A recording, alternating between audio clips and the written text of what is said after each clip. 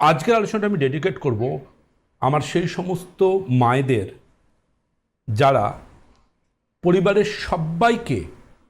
পরিবারের সব্বার মুখে দুপুরের রাত্রের অন্ন তুলে দিয়ে তারা নিজেরা কি খাচ্ছেন সেটা হয়তো পরিবারের কেউ খোঁজ রাখছে না। সবাই যে যার মতো খেয়ে কাজে বেরিয়ে গেল, স্কুলে বেরিয়ে গেল, কলেজে বেরিয়ে গেল, কিন্তু ওই মানুষটি কি খেলো সেটা কেউ খোঁজ রাখছে না। এবং এই মায়েদের কিন্তু যে সমস্যাটা খুব কমনলি আসে, পুরুষদেরও আসে কিন্তু বেশিরভাগ ক্ষেত্রে মহিলাদের আসে। আজকে সেই গুরুত্বপূর্ণ একটা অসুখ নিয়ে আলোচনা করব এবং জানি না এই অসুখটা আজকে পুরোটা শেষ করতে পারবো কিনা। যদি শেষ করতে না পারি কালকে অবশ্যই এটার পার্ট 2 আনবো।